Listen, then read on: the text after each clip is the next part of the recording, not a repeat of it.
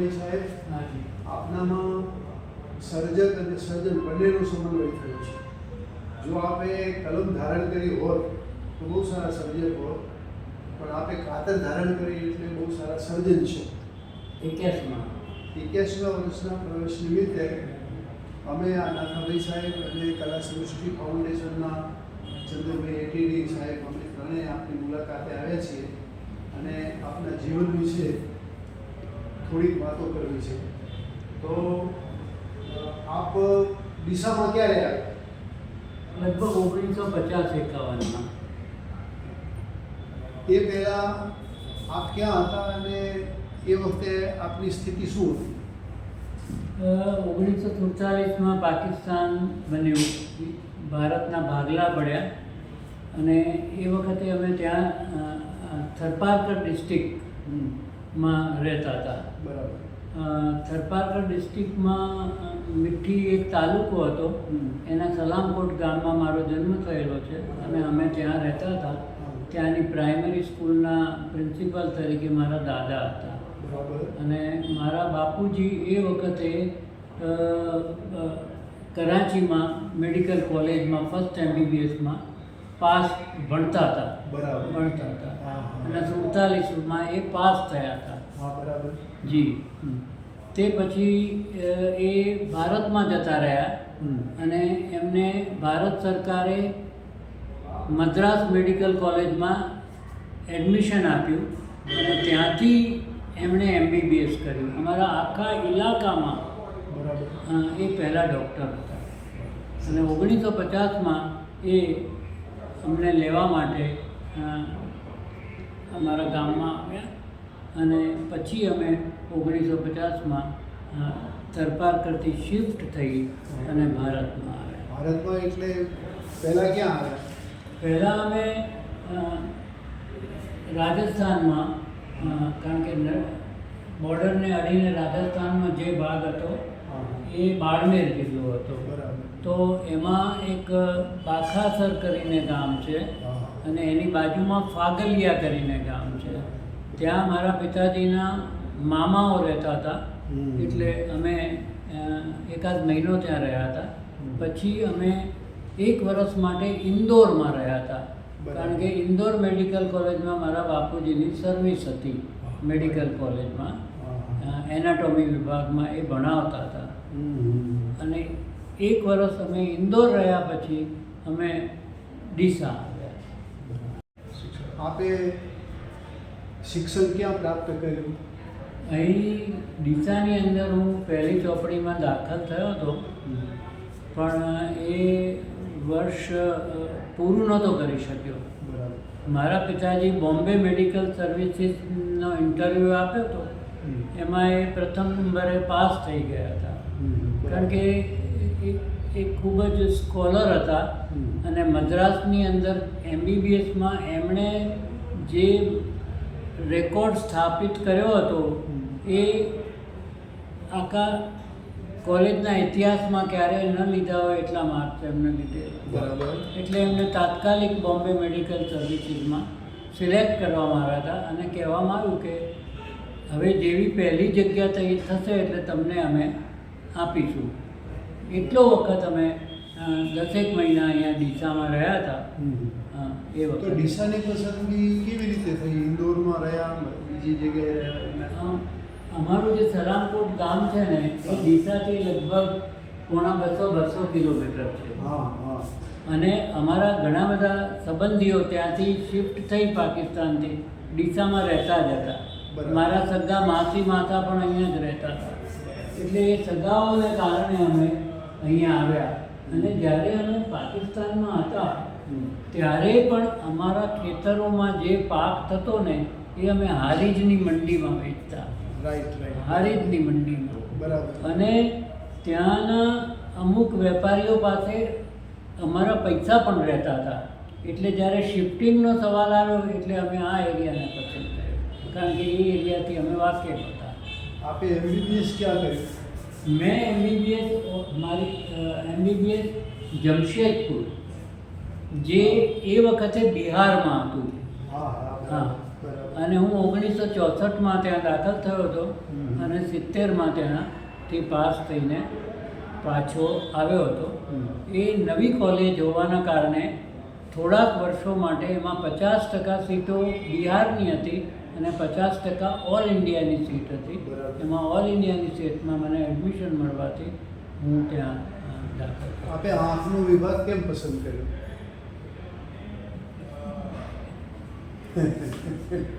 આંખ એ શરીરનું એક અગત્યનું અંગ છે અને તમે દ્રષ્ટિ હોય તો સૃષ્ટિ જોઈ શકો છો, બરાબર.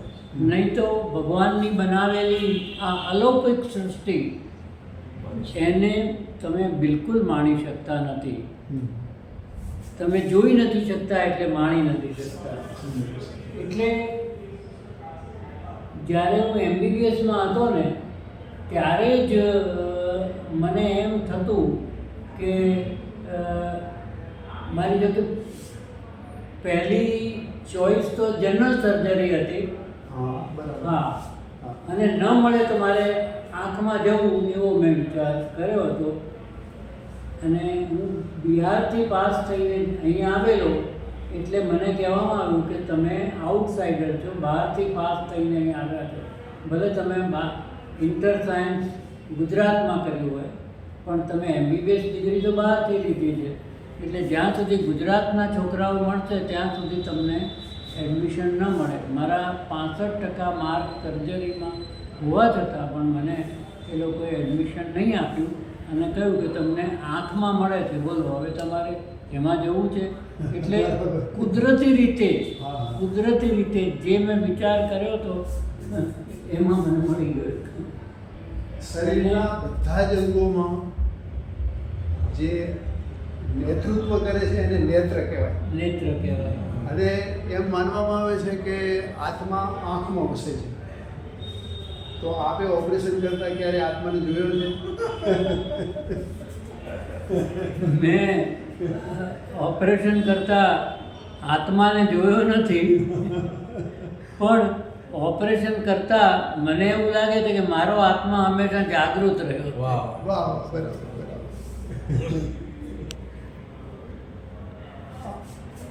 આપે અત્યાર સુધીમાં ઓપરેશનો કેટલા કર્યા હશે અંદાજે? હવે જો હું મારા પોતાના ખાલી ઓપરેશનની વાત કરું તો શરૂઆતમાં એક ક્રેઝ હતો એટલે લાખ થયા ત્યાં સુધી ગણ્યા, પછી ક્યારેય ગણ્યા નથી કે મેં કેટલા ઓપરેશન કર્યા એ ગણ્યા નથી. પણ જો મારા દ્વારા વિચાર કરો તો 1984માં ભણસાલી ટ્રસ્ટની સાથે અમે મળીને અમે એક નેત્ર જ્યોતિ પરિવાર નામની એક આંખના ઓપરેશન કરનારી ટીમ બનાવી હતી. બરાબર. અને એ ટીમ દ્વારા અમે ગુજરાત, રાજસ્થાન, MP એ 3 એરિયાની અંદર 3 રાજ્યની અંદર શરૂઆતમાં અમે ઓપરેશન કરતા હતા. અને એ પછી અમે અમારો વ્યાપ વધાર્યો એટલે અમે પરમેનન્ટ એક પ્રોજેક્ટ મૂક્યો બિહારની અંદર, બોધગયામાં. બરાબર. હા, ત્યાં સમન્વય આશ્રમ છે વિનોબાજીનો, અને એ આશ્રમની મદદથી અમે ત્યાં આગળ એક કેમ્પ, એટલે દર વર્ષે કેમ્પ કરવો એવું નક્કી કરી અને અમે ત્યાં ચાલુ કર્યું. જો કે અત્યારે તો અમારી અતિ આધુનિક હોસ્પિટલ ત્યાં છે અને એ હોસ્પિટલમાં અમે 4 કેમ્પ કરીએ છીએ. બરાબર. અને આખું વર્ષ પણ એ હોસ્પિટલ ચાલુ જ રહે છે. ત્યારે દિવસના 25, 30, 40, 50 ઓપરેશન થાય છે. પણ જે વખતે કેમ્પ હોય છે ત્યારે તો અત્યારે અમે વર્ષના 40-50 હજાર સર્જરી કરીએ છીએ. 1984માં અમે આ સંસ્થા ચાલુ કરી અને અત્યારે 2026 સુધીમાં હું 90 વખત બિહાર ગયો છું. વાહ. અને અમારી ટીમ દ્વારા 12 લાખ ઓપરેશન ત્યાં થયા છે. બહુ સરસ. તો બિહાર સાથેનો આપનો જે ઋણાનુબંધ છે એ મને એવો વિચાર આવે છે કે બિહારમાં આપ ભણ્યા, બિહારમાં આપના પુત્રો ભણ્યા અને બિહારમાં સૌથી વધારે કામ આપે કર્યું, તો એમાં કોઈ કર્મવાદનો નિયમ કામ કરતો હશે એવું આપ માનો છો? કર્મવાદના નિયમ કરતાં હું પહેલી વાર જ્યારે બિહાર ગયો ત્યારે પત્રકારોએ મને પૂછ્યું હતું કે તમે અહીંયા કામ કરશો તો અમને ખાતરી છે કે અહીંનો એક પણ પેશન્ટ ગુજરાતમાં આવીને તમારી પાસે ઓપરેશન કરાવવાનો નથી, તો તમે કયા આશ્રયથી અહીંયા આવીને કામ કરો છો? બરાબર. ત્યારે મેં એમને કહ્યું કે હું તો મારું દેવું ચૂકવવા માટે આવું છું. હું મારું દેવું ચૂકવવા આવું છું, કારણ કે જ્યારે મને મારા સ્ટેટમાં એડમિશન નહોતું મળ્યું MBBSમાં, ત્યારે ઓલ ઇન્ડિયાની સીટમાં મને બિહારમાં એડમિશન મળ્યું અને હું ગ્રેજ્યુએટ થયો. અત્યારે મારી યુનિવર્સિટી રાંચી યુનિવર્સિટી છે, college Mahatma Gandhi medical college Jamshedpur છે. હવે એ ઝારખંડમાં જતું રહ્યું છે, ઝારખંડમાં. અને અમે જે કેમ્પ કરીએ છીએ બોધ ગયા એ બિહારમાં છે, પણ ઝારખંડના પેશન્ટો ત્યાં આવતા હોય છે. અને ઝારખંડમાં પણ અમે લોહરદગામાં કેમ્પ કર્યા છે. એ નક્સલાઇટ એરિયા છે, છતાં પણ અમે લોકો ત્યાં કેમ્પ કરવા જતા અને એ લોકો અમને મદદ કરતા હતા. આપે આફ્રિકામાં જે કામ કર્યું એના થોડા અનુભવો કહો.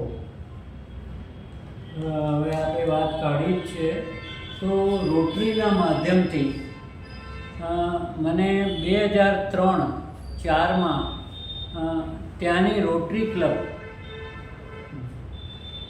દ્વારા કોન્ટેક્ટ કરવામાં આવ્યો અને કહેવામાં આવ્યું કે અમે એવું તમે પણ રોટેરિયન છો અને તમે રોટરીના ખાસા કેમ્પ ગુજરાત, રાજસ્થાન અને આજુબાજુમાં કર્યા છે, એટલે જો તમે અહીંયા આવીને કેમ્પ કરી આપતા હો તો રોટરી ક્લબ તમારી સાથે જોડાવા માટે તૈયાર છે અને તમને એની બધી મદદ કરશે. પણ ઓપરેશનના સાધનો, ઓપરેશનમાં વપરાતી દવાઓ અને લેન્સ એ બધી જ વસ્તુઓ તમારે લાવવાની છે અને અહીંયા તમારે ફ્રી ઓપરેશન કરવાના છે. બરાબર. એ તૈયારી સાથે જો તમે અહીંયા કરતા હો તો રોટરી ક્લબ બુજુમ્બુરા, જે બુરુંડીનું કેપિટલ છે, એ જગ્યાએ તમને અમે બધી જ વ્યવસ્થા કરી આપશું. રોટરી ક્લબ કરી આપશે. તમારી રહેવા ખાવા પીવાની વ્યવસ્થા એ અમે કરીશું અને તમારું આવવા જવાનું ભાડું અમે આપીશું. હા, બાકીનું બધું જ તમારે કરવાનું રહેશે. એ રીતે અમારો સંબંધ સ્થાપિત થયો અને 2003માં અમે પહેલી વખત ગયા, એટલે કોઈપણ જાતની સગવડ ન હોવા છતાં પણ અમે 350 જેવા ઓપરેશન કરી શક્યા. અને એ જે બુજુમ્બુરા છે એ બુરુંડીની રાજધાની છે. બુરુંડી ઓરિજિનલી કોંગોનો ભાગ છે અને ટાંગાનિકા લેકના કિનારા ઉપર આવેલી બહુ સુંદર જગ્યા છે. અને એની અંદર અમે 2003થી ચાલુ કરી અને અત્યાર સુધીમાં 6 કેમ્પ કર્યા છે.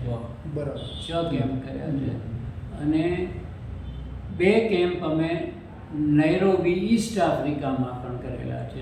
યુદ્ધ વખતે જ્યાં યુદ્ધ ચાલતું હતું ત્યારે? ના, યુદ્ધ નહોતું તે વખતે, ત્યાં યુદ્ધ નહોતું. ત્યાં બરાબર. એટલે નૈરોબી ઈસ્ટ આફ્રિકામાં લાયન્સ ઇન્ટરનેશનલની લોરેશો આઈ હોસ્પિટલ છે, એ લોકોએ અમને ઇન્વિટેશન આપ્યું હતું અને પછી અમે ત્યાં આગળ પણ રોટરીના માધ્યમથી નૈરોબીની રોટરી ક્લબના માધ્યમથી અમે 2 કેમ્પ ત્યાં કર્યા છે. ટોટલ અમે આફ્રિકામાં 6,000 થી 6,500 સર્જરી કરી છે. એમાં 350થી 450 જે જન્મથી મોતિયાના કારણે અંધ બાળકો હતા, એ બધા જ બાળકોના ઓપરેશન જનરલ એનેસ્થેશિયામાં બરાબર મેં કરેલા છે. બધા બાળકોના. અને એમાં નાનામાં નાનું બાળક 2 મહિનાનું હતું અને મોટામાં મોટું બાળક 12-13 વર્ષનું. સર્વ ધર્મ પરિષદ શિકાગોમાં મળી હતી, એવી એક સર્વ ધર્મ પરિષદ જાપાનમાં મળી હતી.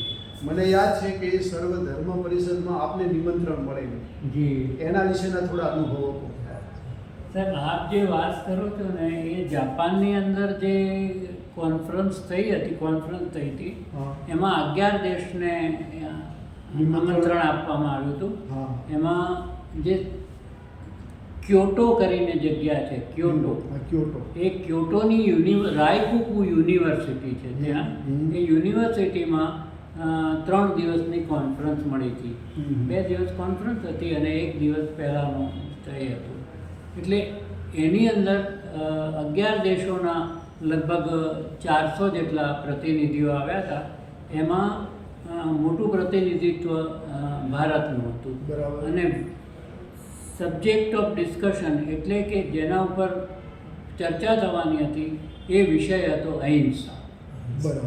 અને અહિંસા સબ્જેક્ટ ઉપર બધી ચર્ચાઓ થઈ હતી, જેમાં ભારતમાંથી તે વખતે આદરણીય ડૉક્ટર કરણસિંહજી, કાશ્મીર મહારાજાના હરિસિંહજીના પુત્ર થાય અને એ ભારત સરકારના વિદેશ મંત્રી પણ રહી ચૂક્યા હતા. તે પણ અમારી સાથે હતા. આચાર્ય ગિરિરાજ કિશોર પણ હતા, ડૉક્ટર BK મોદી પણ હતા, જગતગુરુ શંકરાચાર્ય હતા, સ્વામી દયાનંદ સરસ્વતી હતા, શ્રી રવિશંકરજી હતા, અને બીજા ઘણી યુનિવર્સિટીઓના આ વિષયના માહિર લોકો પણ હતા. એમાં એક હું પણ હતો, જેને હું બોધગયામાં કામ કરું છું, એટલે ત્યાંની ઇન્ટરનેશનલ બુદ્ધિસ્ટ કલ્ચરલ સોસાયટી ના લોકો એ લોકો મને જાણતા હતા કે હું અહીંયા આ કામ કરું છું વર્ષોથી. એટલે એ લોકોએ મને એમના પ્રતિનિધિ તરીકે મોકલ્યો હતો. જો કે હું બુદ્ધિસ્ટ નથી, હિન્દુ છું. દુનિયાના 11 ધર્મના પ્રતિનિધિ એમાં હતા. હા. અને આના ઉપર ત્યાં પણ મેં એક મારું લેક્ચર આપ્યું હતું અને મારો વિષય હતો કે my dream of Ahimsa for tomorrow's world. My dream of Ahimsa for tomorrow's world. આવતીકાલની દુનિયા માટે મારું અહિંસાનું સપનું, એના ઉપર મેં મારો વિષય આપ્યો છે. આપે જીવનમાં ઘણું બધું કામ કર્યું છે સેવાનું, તો આપનો પ્રેરક સંદેશ શું? અત્યારે મેં અર્થ ઉપાર્જન માટે મારું કામ બંધ કરી દીધું છે. બરાબર. હું કોઈ પણ કમાણી કરવા માટે અથવા અર્થ ઉપાર્જન માટે કોઈ પણ કામ કરતો નથી. પણ મારું બિહારનું કામ રેગ્યુલર ચાલુ છે. ઇવન 2026માં પણ હું એપ્રિલ મહિનામાં બિહાર જઈ આવ્યો છું અને હવે પાછો ઓક્ટોબર મહિનામાં અમારો કેમ્પ ચાલુ થશે. એટલે 4 કેમ્પ થશે અમારા ઓક્ટોબરમાં, પછી માર્ચમાં, એ રીતે થશે 4 કેમ્પ. અને એમાં પણ હું જવાનો છું જ્યાં સુધી મારા હાથ પગ ચાલે છે ત્યાં સુધી.